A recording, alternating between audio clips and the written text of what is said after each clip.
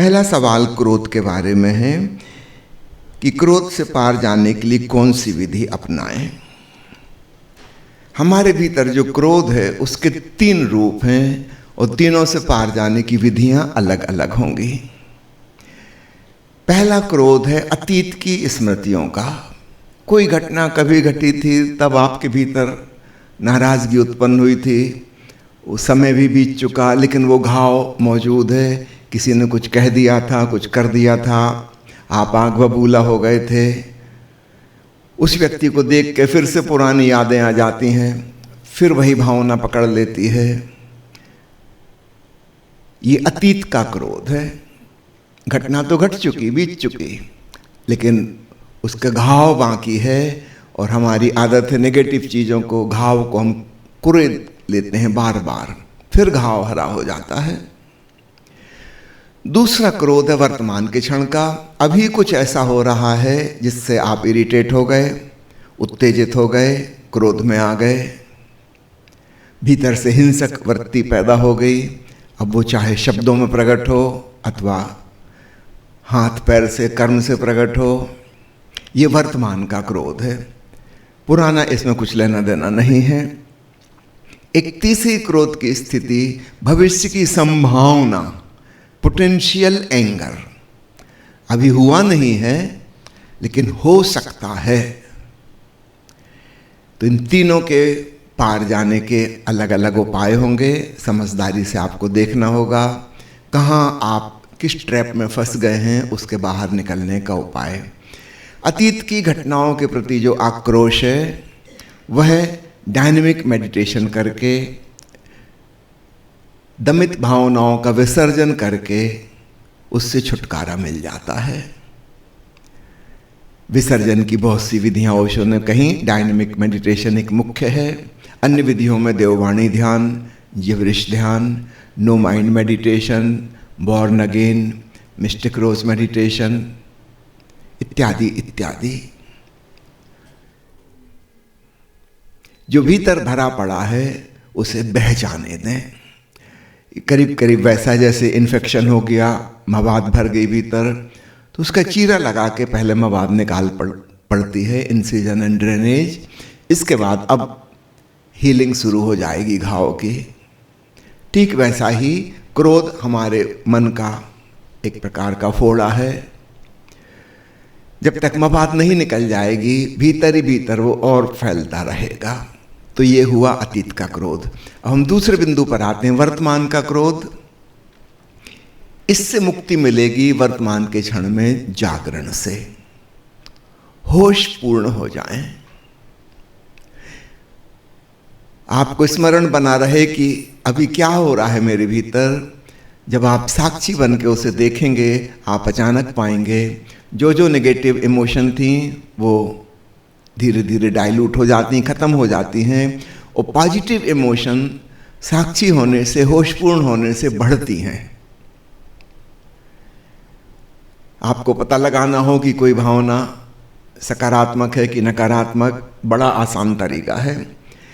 जिस कार्य को आप होशपूर्ण कर सकते हैं वह सकारात्मक है, और परिपूर्ण होश में जिसको आप नहीं कर पाएंगे वो नकारात्मक है। क्रोध नहीं टिकेगा। दूसरा उपाय वर्तमान के क्रोध से छुटकारा पाने का, आप थोड़ा सा पोस्टपोन कर दीजिए।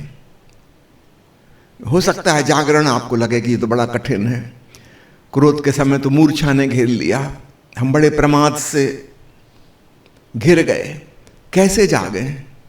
चलिए दूसरा उपाय अपनाइए, पोस्टपोन कर दीजिए। उस स्थिति से थोड़ा दूर निकल जाएं। किसी के ऊपर नाराजगी थी, उससे कहना कि ठीक है कल इस संबंध में बात करेंगे, और वहां से हट जाएं। धीरे धीरे होश आ जाएगा। आपने कल की बात कही है, संभवतः 24 घंटे में क्रोध की वह भावदशा बचेगी नहीं, और कल जब आप उस व्यक्ति से मिलेंगे कोई संभावना नहीं है कि आप नाराज हों। या तो आपको समझ में आ जाएगा कि आपकी कुछ गलती थी तो आप क्षमा मांग लेंगे, बात खत्म हो जाएगी, लगेगा उस व्यक्ति को कुछ गलतफहमी हुई है, तो आप बड़े प्यार से निवेदन करेंगे अपनी बात समझाने का।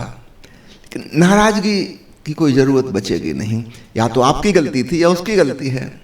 अपनी गलती के लिए 24 घंटे में आप क्षमा याचना कर लेंगे, वो किस्सा खत्म हो जाएगा। और दूसरे की कुछ गलती है, अक्सर गलतफहमी होती है, गलती भी नहीं होती, मिसअंडरस्टैंडिंग। कुछ कहा गया था, उस तक कुछ और पहुंच गया, उसने कुछ दूसरा मीनिंग निकाल लिया। बस इतना ही होता है। अगर आप प्रेम से समझाएंगे तो दूसरा व्यक्ति समझ जाएगा। जब आप नाराज होते हैं तो दूसरा व्यक्ति भी समझने को राजी नहीं होता, उसका अहंकार आड़े आ जाता है। अब तीसरा उपाय, भविष्य की संभावना वाला क्रोध। उसके साथ क्या करें? अभी हुआ नहीं है, हम जानते नहीं कब क्या होगा।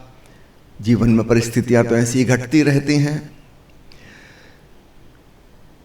प्रिवेंशन, अभी बीमारी हुई नहीं, बीमारी हो गई तब तो एंटीबायोटिक काम करेगा, जागरण का, पोस्टपोनमेंट का। लेकिन अभी बीमारी आई नहीं है, मगर आ सकती है। अब वैक्सीनेशन करना होगा। और मन के तल पर वैक्सीनेशन का काम कौन करता है? क्रिएटिविटी, सृजनात्मकता। आप रचनात्मक बने, कुछ ऐसे काम करें जिसमें आपको आनंद आता है, सुख मिलता है। तब आप एक प्रफुल्लित इंसान बनेंगे और भविष्य की क्रोध वाली संभावना उसी रेशियो में घटती चली जाएगी। एक प्रसन्न व्यक्ति क्रोधित नहीं होता। उसको पता है कि मेरी प्रसन्नता नष्ट हो जाएगी और मैं बेवकूफ़ नहीं हूं कि दूसरे की गलती के लिए मैं अपनी प्रसन्नता खो दूं। इतना बेवकूफ़ कोई भी नहीं है। अगर दूसरे ने भी कुछ गलती भी की है, आप पाएंगे कि मेरी पॉजिटिव मूड, मेरी प्रफुल्लता, मेरी खुशी ज़्यादा महत्वपूर्ण है। तब आप नाराज नहीं होंगे। तो भविष्य की संभावना से बचने के लिए आज आप क्या कर सकते हैं? कम से कम जिंदगी में 1 घंटा 2 घंटा जरूर ऐसा कुछ करिए जिसमें आपको बहुत मजा आता है। थोड़ा सोचेंगे तो आपको पता लग जाएगा। कुछ क्रिएटिव आइडियाज, कुछ नई चीज जिसमें आपका जीवन रसपूर्ण हो। और जब आप रस से भरे होंगे, प्रफुल्लित होंगे, फिर भविष्य की वह संभावना क्रोध की नष्ट हो जाती है। एक आनंदित व्यक्ति क्रोधित नहीं होता, दुखी व्यक्ति, उदास व्यक्ति क्रोधित होता है। तो आप एक आनंदित व्यक्ति बनिए। तो ये पहला पॉइंट हुआ क्रोध। अब हम दूसरे पॉइंट पर आते हैं, दुख। भगवान बुद्ध ने 4 आर्य सत्यों में दुख को ही केंद्र बिंदु माना और उनके अष्टांगिक मार्ग में जो 8 अंग आते हैं वो जीवन के विविध आयाम हैं। जहाँ पर हम सम्यकता को अपनाएं तो दुख समाप्त हो सकता है। मैं कुछ और संक्षेप में आपसे बात करूंगा, 8 बिंदु बहुत हो जाएंगे। जब क्रोध या दुख आए तो एक बात समझिए, क्या यह दुख, यह क्रोध मुझे कुछ सिखाने की कोशिश कर रहा है? महत्वपूर्ण बिंदु। हमने डायरेक्शन ही बदल दी अपनी ऊर्जा की। हमने अपने आप पे एक सवाल लगाया, कोई सबक सिखाने आया है क्या यह दुख? और आप अचानक कुछ पॉजिटिव पॉइंट पाएंगे और तब दुख की भावदशा अचानक सुख में बदल जाएगी।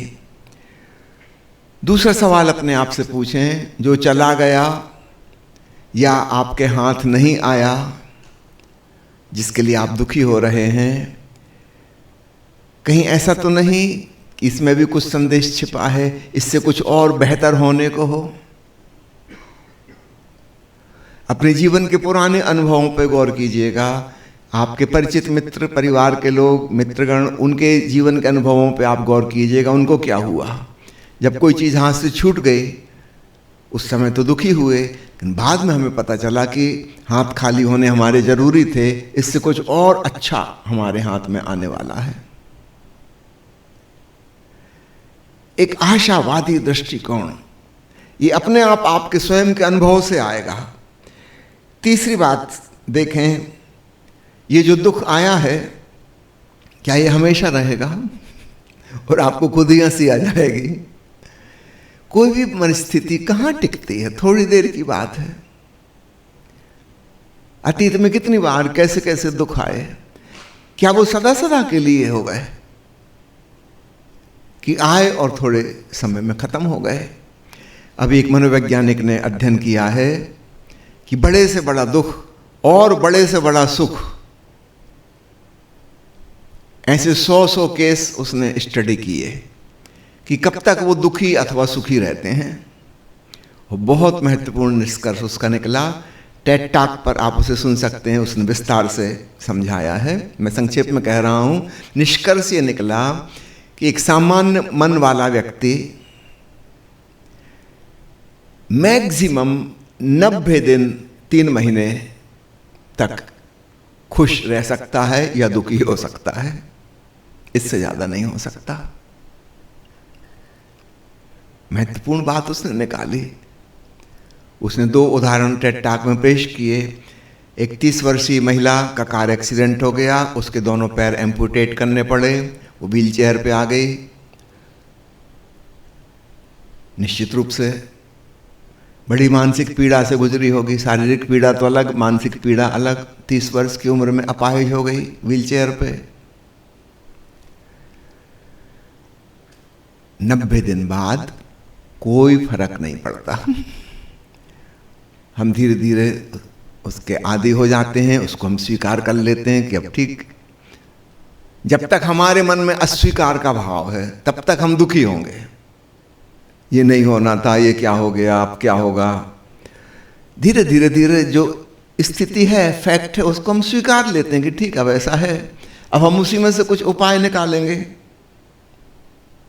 अब पैर कट गए तो कट गए, बात खत्म हुई। अब क्या करना है?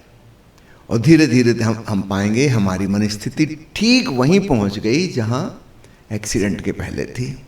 फिर उसने एक सुखद घटना ली। एक बहुत गरीब व्यक्ति की लॉटरी लग गई, उसको $10 लाख मिले। उसकी कल्पना के बाहर था इतना बड़ा अमाउंट, सोच भी नहीं सकता था। वो अचानक अमीर बन गया। बहुत उत्तेजना, बहुत सुख। 3 महीने बाद मन की स्थिति ठीक वहीं आ जाती है जहां थी। चाहे बड़े से बड़ा सुख आ जाए, चाहे बड़े से बड़ा दुख आ जाए। एक समझदार व्यक्ति पहले से ही कल्पना कर ले कि जो आया है वो चला जाएगा। अच्छा, जितना समझदार होगा उतना ही जल्दी चला जाएगा। ये 3 महीने तो एवरेज फिगर कहा।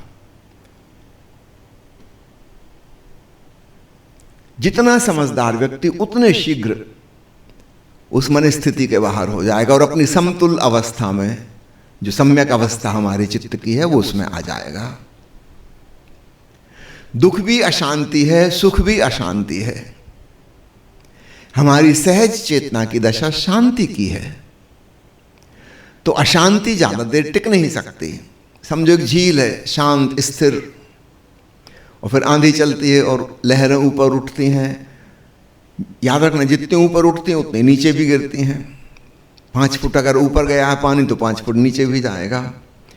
ये प्रकृति का नियम है। ठीक ऐसे ही सुख और दुख की उत्तेजनाएं हैं, लेकिन ये आंधी कब तक रहेगी, कब तक टिकेगी? सब क्षणिक है। जो लहर उसने उठा दी है, निश्चित रूप से वो गिरेगी। उठी नहीं कि गिरना शुरू हो गया। समझदार व्यक्ति शीघ्रता से मुक्त हो जाएगा। हमेशा याद रखो, यह भी बीत जाएगा। This too will pass. पर शर्त याद रखना, फिर आप दुखी भी नहीं हो सकते और सुखी भी नहीं हो सकते। जाएंगे तो सिक्के के दोनों पहलू जाएंगे। हां, आप शांति में आओगे, आप होश में रहोगे। जैसा सुख पहले होता था, आप एक्साइटेड हो जाते थे, वैसी उत्तेजना सुख में भी नहीं होगी, क्योंकि आपको पता है ये भी बीत जाने वाला है।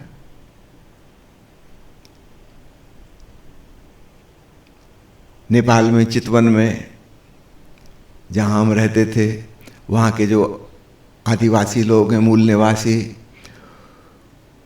उनकी संस्कृति में प्रचलित है कि कोई व्यक्ति मैक्सिमम 3 दिन तक गुस्सा रह सकता है।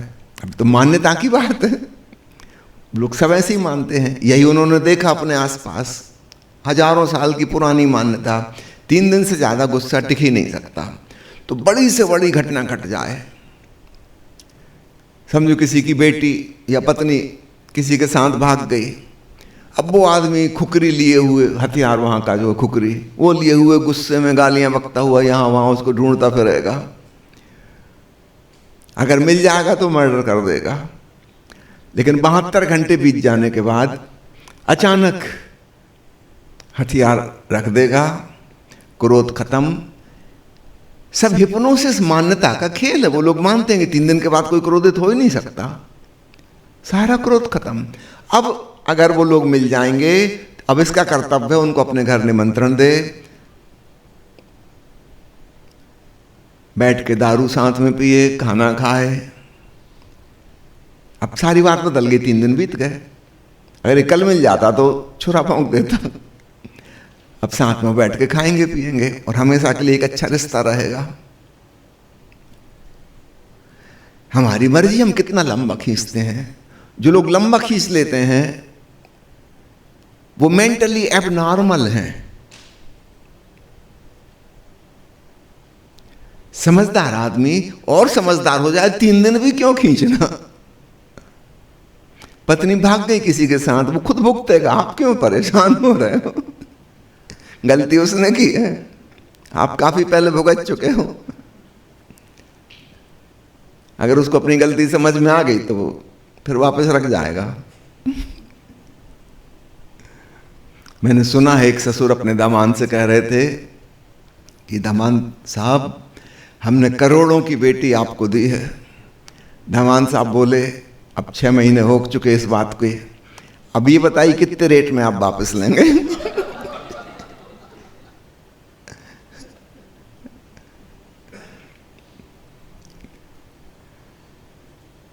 काश जैसे हम दूसरों की कहानियों पे हंस लेते हैं, चुटकुलों पे, जब यही घटना अपने जीवन में घटे तब भी हम हंस सकें। दुखी होने की जरूरत कहाँ है। इस क्षणभंगुर परिवर्तनशील संसार में चीजें बदल रही हैं, जस्ट एंजॉय, एक खेल की तरह। दुख आएगा ही नहीं। और आखिरी बात दुख के बारे में कहना चाहता हूं, जो घटना आपकी जिंदगी में घटी जिससे आप उदास हो गए हैं, जरा कल्पना करो आपके किसी बेस्ट फ्रेंड के साथ ऐसा होता तो आप उसे क्या सलाह देते। हम दूसरे को बहुत अच्छी सलाह दे पाते हैं क्योंकि हम उसके साक्षी रहते हैं, हम उसमें इन्वॉल्व नहीं हैं। अपने साथ जब वही घटना घटती है तो हम उसमें फंस जाते हैं, इन्वॉल्व हो जाते हैं, दूर से साक्षी नहीं बन पाते। किसी मित्र के साथ अगर ऐसा होता और वो आपसे सलाह मांगने आता तो आप बहुत अच्छी सलाह देते। तो कल्पना में आप ये करके देखो और आप पाओगे जो सलाह आप अपने मित्र को दे रहे हैं कल्पना में, अब यही सलाह आप अपनी जिंदगी पे लागू करो और आप उस दुख के बाहर आ जाओगे। तीसरा पॉइंट मैं लेना चाहता हूं, चिंता। आज के युग में एंग्जाइटी इतने बड़े पैमाने पे फैल गई है, एंग्जाइटी और डिप्रेशन दोनों, कि करीब करीब विश्वमारी का, पैंडेमिक का रूप ले रहे हैं। जैसे कोरोना हुआ था ना, पूरा विश्व प्रभावित हो गया। अमीर देशों में एंग्जाइटी और डिप्रेशन ऑलरेडी इनकी दर बहुत ज़्यादा हो चुकी है और अब तथाकथित गरीब देशों में भी, महानगरों में तो फैलना शुरू हो चुके हैं। चिंता, इसका कारण समझिए, हमारे मस्तिष्क में प्रकृति ने हमको एक नया अंग दिया है जो पशु पंछियों के पास नहीं था। ब्रेन का सबसे आगे का हिस्सा प्री फ्रंटल लोब, इसमें कल्पना करने की क्षमता है। पशु पंछी कोई कल्पना नहीं कर सकते, उनके पास मस्तिष्क में ये अंग नहीं है। अब मुश्किल क्या है, 90% लोग नकारात्मक कल्पना करते हैं, कुछ खराब बातें, ऐसा ना हो जाए, वैसा ना हो जाए, दुर्घटना न घट जाए, मर ना जाए, ये बीमारी ना हो जाए, हमेशा कुछ बुरी बुरी बातें। इससे फिर एंजाइटी शुरू होती है। हमने कल्पना में एक भूत खड़ा किया, अब वो हमें डरा रहा है। हम भूल गए कि हमने ही शुरू की थी ये चीज। मुश्किल से 10% लोग दुनिया में ऐसे हैं जो पॉजिटिव विजुअलाइजेशन करते हैं, अच्छी बात सोचते हैं, सत्यम शिवम सुंदरम का विचार करते हैं और भावना करते हैं कि अच्छा होगा, बेहतर होगा, खूब अच्छा होगा। ऐसे लोग शांत और प्रफुल्लित रहते हैं, ऐसे लोग क्रिएटिव बनते हैं, जिंदगी में कुछ कर पाते हैं। वो 90% जिनको चिंता खाए जा रही है, वो जिंदगी में कुछ नहीं कर पाते। उनके भीतर बस विचार विचार विचार, नेगेटिव थिंकिंग, सारी ऊर्जा पी जाती है उनकी नेगेटिव थिंकिंग। जीवन में कुछ पॉजिटिव नहीं हो पाता, फिर जीवन में कोई संतोष नहीं मिलता, कोई तृप्ति नहीं मिलती।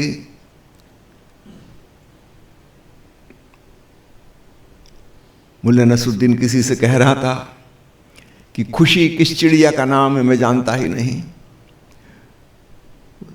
जिससे कह रहा था उसने पूछा ऐसा क्यों?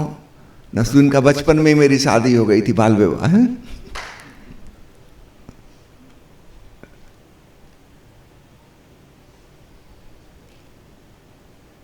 चिंता, हम दूसरों पर दोषारोपण करते हैं, इसकी वजह से उसकी वजह से, पर ऐसा नहीं है। आप गौर कीजिए, आपको बिल्कुल अकेले एकांत में रहने को दिया जाए, जहां कोई घटना नहीं घट रही, आपको बाहर की कोई खबर भी ना मिले, कोई टीवी नहीं, कोई न्यूज़ पेपर नहीं, कुछ भी नहीं, आपकी सारी सुख सुविधाओं का ख्याल रखा जाए। एक हफ्ते में आप वहां से भाग खड़े हो गए, क्योंकि तब आपको पता चलेगा कि मेरा दिमाग खराब है, मैं कंटिन्यूअस चिंताओं में, दुखों में, क्रोध में जी रहा हूं, जबकि कोई है नहीं, ना कोई व्यक्ति है, ना कोई स्थिति है, कुछ भी नहीं। आप मजे से रहो, अगर आप मजे से रह ही नहीं सकते, घर में, समाज में आप रहते हो तो आप दूसरों पर आरोपण कर देते हो कि इसकी वजह से इसने ऐसा किया, उसने वैसा कर दिया, ये गलत है, वो गलत है, और कोई नहीं है तो कम से कम सरकार तो है ही गालियां देने के लिए। ऐसे शासन में कैसे सुखी हो सकते हैं? एक व्यक्ति ने मुझसे पूछा था कि शादी करूं कि ना करूं, आपका क्या कहना? मैंने कहा निश्चित रूप से करो। उनका कोई ठोस वजह? मैंने कहा देखो, जिंदगी में कष्ट और दुख आएंगे। बोला हाँ आएंगे। हम कहा अब सभी कष्टों के लिए हम सरकार को या भगवान को दोषी नहीं ठहरा सकते, तो सामने एक व्यक्ति चाहिए जिस पर हम थोप सकें कि तुमने मेरी जिंदगी बर्बाद की है। आप भगवान पे कितना दोषारोपण करोगे? भगवान से कोई जवाब तो आता नहीं। कितनी आप गाते रहो दुनिया बनाने वाले क्या तेरे मन में समाई, काहे को दुनिया बनाई। न सरकार आपकी सुनती, ना भगवान आपके सुनते, तो सामने एक सुनने वाला चाहिए। इसलिए शादी जरूरी नहीं, तुम पागल हो जाओगे। तुम्हें पता चलेगा कि अरे तुम बिना ही किसी कारण के दुखी हो, बिना ही कारण के गुस्से में आ रहे, बिना ही कारण के चिंताग्रस्त हो रहे हो। दूसरे केवल बहाने हैं, वो घटना हमारे भीतर ही घट रही है। तो निगेटिव उपयोग कल्पना का बंद करें। एक बात खूब अच्छे से समझ लें, जितनी बुरी बुरी बातें आप सोच रहे हैं कि होना जाए, इसमें से 95% कभी नहीं होंगी। मुश्किल से 4-5% कुछ होगा, लेकिन आपके चिंता करने से वो बदलता नहीं। वो जब होगा तब होगा। चिंता ने तो आपका वर्तमान बर्बाद कर दिया। और 95% बुरी चीजें नहीं होती, अच्छी ही होती हैं। मुश्किल से 5% कुछ जिसको हम नेगेटिव का लेबल लगा सकें वो होती हैं। लेकिन अगर आप एक प्रफुल्लित व्यक्ति बन गए तो आप उन 5% नेगेटिव घटनाओं में भी आप खुशी खुशी गुजर जाएंगे, एक कल्पना करें, जब नेगेटिव कल्पना करनी है तो बड़ी वाली करें। बड़ी से बड़ी क्या होगी? आप मर जाएंगे। सो व्हाट, किसको पड़ी है? कल की बजाय आज मर जाओ तो क्या होने वाला है? दुनिया में 8 अरब आदमी है यहाँ, किसी को पता चलता है क्या? आप हो तो क्या कर लिया आपने, और आप नहीं हो जाओगे तो क्या बुरा हो जाएगा? कुछ नहीं होने वाला, बिल्कुल निश्चिंत रहो। प्रधानमंत्री और राष्ट्रपति भी मर जाते हैं, कुछ नहीं होता। हम आप तो साधारण व्यक्ति हैं। बुरी से बुरी घटना यही हो सकती ना कि मृत्यु आ जाएगी। उसके लिए भी मन में एक स्वीकार भाव कर लो कि ठीक है, और एक बार आप कह दे तो ठीक है, उसका डर खत्म हो जाता है, चिंता खत्म हो जाती है। हम राजी हैं उसके लिए। हमने जरूरत से ज्यादा अपना वैल्यूएशन कर लिया है कि हम बड़े महान व्यक्ति हैं और हमारे ना रहने से पता नहीं क्या हो जाएगा। कुछ नहीं हो जाएगा, 2-4 लोग खुश होंगे।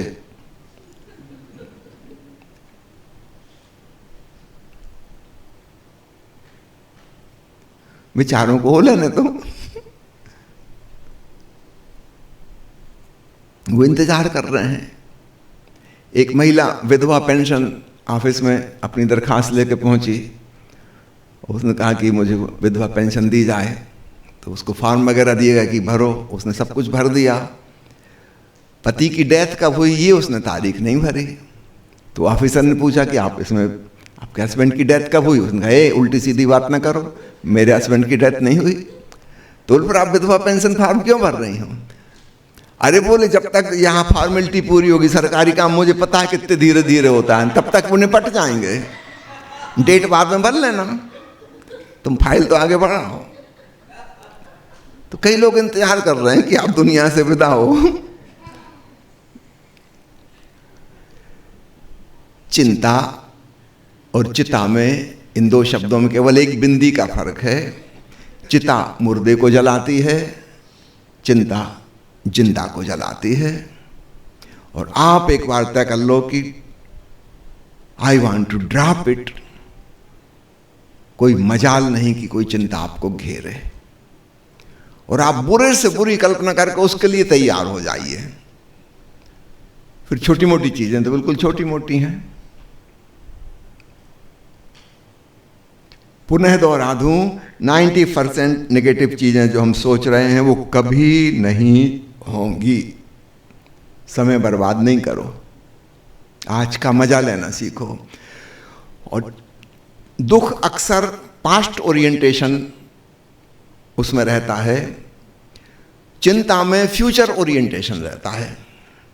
इन दोनों से छुटकारा पाने का उपाय आपसे कहता हूं, वर्तमान के क्षण में आ जाओ। और उसका सबसे अच्छा उपाय है, अभी आप जो देख रहे हो, जरा यहां वहां सिर घुमा के 5 चीजों को देखो। कोई आदमी, कोई पेड़, मिट्टी, आकाश, सूरज, चांद, वटेवर, 5 चीजों को देखो। जब आप देखोगे तो आप वर्तमान के क्षण में आओगे, अतीत और भविष्य से मुक्त हो जाओगे। 5 आवाजों को सुनो। कुछ ना कुछ आवाजें तो आ ही रही हैं, लेकिन सुनने की घटना तो हमेशा प्रेजेंट मोमेंट में होती है।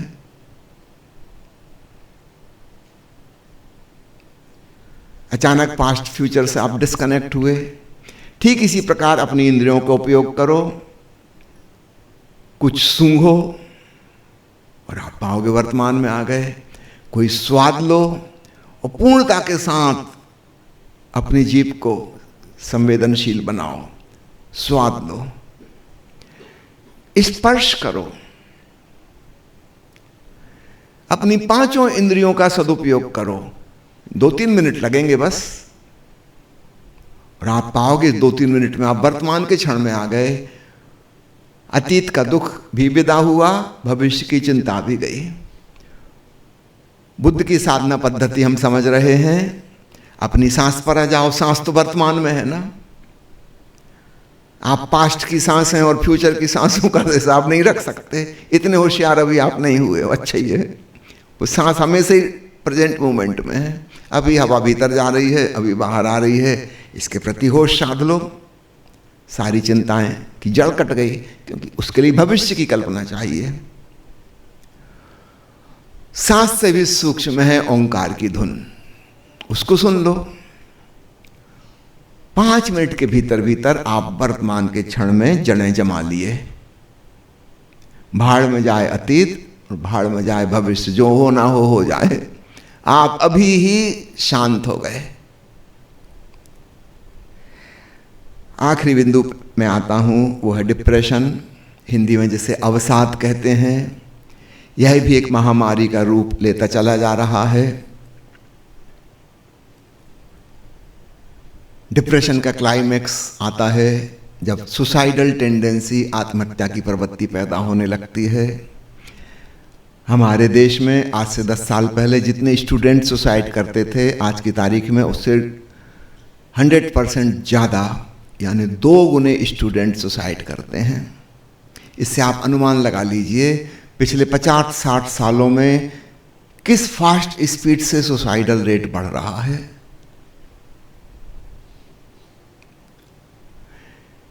डिप्रेशन में क्यों गए?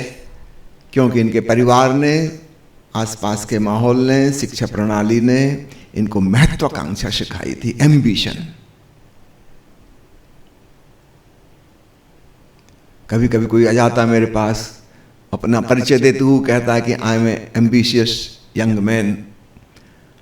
मैं कहा, यार ऐसा मत बोलो, तुम बीमारी पर गर्व कर रहे हो, कोई आके कहे कि मुझे एड्स भी है और कैंसर भी है, ये कोई शान की बात थोड़ी है। लोग चौंकते हैं, एम्बिशन को बड़ा महत्वपूर्ण मान रहे हैं वो, और यही वजह है जिससे डिप्रेशन में जाओगे।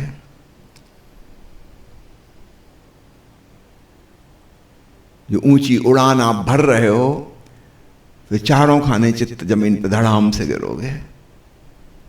प्रैक्टिकल बनो, जो हो सकता है उसके लिए प्रयास करो। महत्वाकांक्षी मत बनो, दूसरे से कंपटीशन नहीं करो। अपनी स्थिति देखो, मैं क्या कर सकता हूं, क्या बेहतर हो सकता है, जो संभव है उसके लिए प्रयास करो बस। और उसमें भी फलाकांक्षा नहीं। फल आ जाए अनुकूल तो ठीक, नहीं आए तो ठीक, हम अपना कर्म अच्छे से करें, ये हमारा मुख्य बिंदु हो। तो भगवान कृष्ण का संदेश, फलाकांक्षा रहित कर्म,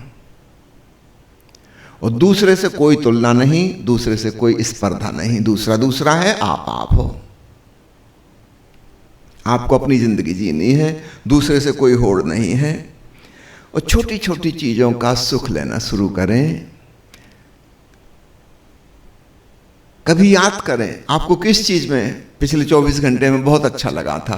कुछ क्षण तो ऐसे बीते होंगे 24 घंटे में, आप उनको स्मरण करके उनको रीलिव, फिर से जिए।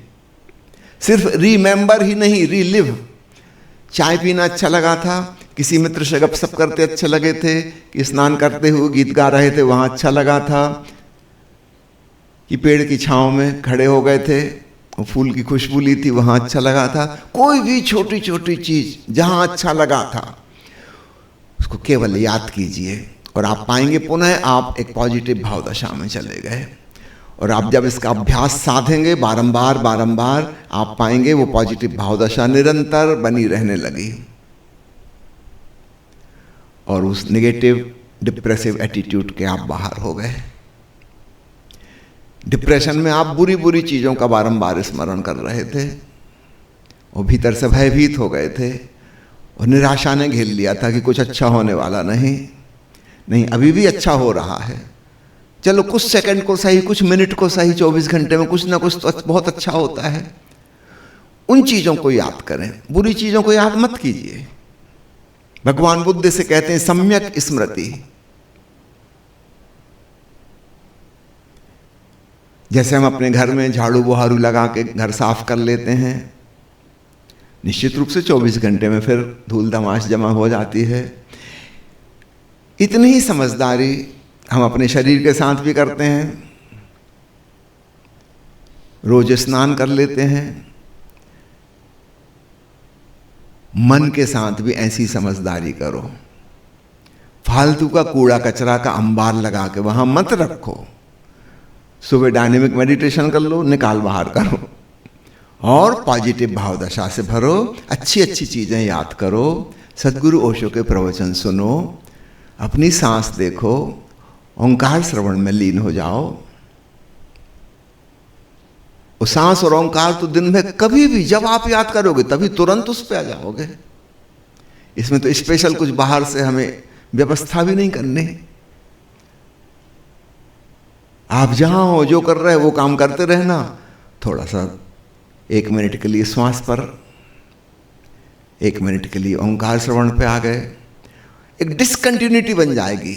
वो जो नेगेटिव मूड्स चल रहे थे, अवसाद में घेर लिया था, बार बार उसमें ब्रेक लगेगा। धीरे धीरे धीरे आप पाओगे आप टेक ओवर करने लगे। वो नेगेटिव भाव दशा आपको छोड़ के चली गई, क्योंकि आप ही उनको सहारा दे रहे थे। वो सहारा कैसे दे रहे थे? आप बार बार उन्हीं को याद करते हो तो आप उसको सहारा देते हो। उस पौधे की जड़ में आप खाद पानी डालते हो। तो प्यारे मित्रों, ये छोटी छोटी बातें मैंने आपसे कही, कोई बड़ी बात नहीं है, हर कोई इसे कर सकता है। इसके लिए ना विद्वान होना जरूरी है, न ऊंची डिग्रियां हासिल करना जरूरी है, न उम्र का कोई बंधन है कि स्त्री पुरुष की कोई बात है। छोटा बच्चा भी कर सकता है, बूढ़ा आदमी भी कर सकता है, युवा भी कर सकता है। इसे अपनाइए। आज की चर्चा को हम यहीं समाप्त करते हैं।